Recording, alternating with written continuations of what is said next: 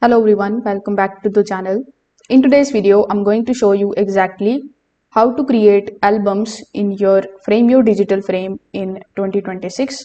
So in order to do it, first of all, you need to tap on your frame screen once in order to open this type of menu in front of you.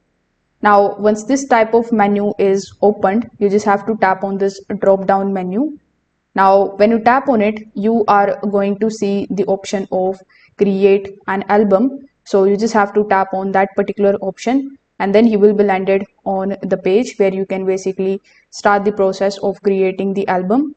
So over here, simply click on the option of create album and then you just have to select the photos. After that, you can give this album a name, then simply hit the create button.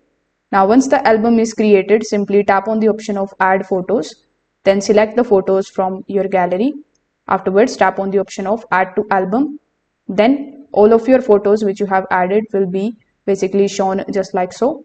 So that's how you can create and add the photos in your Frameo digital frame.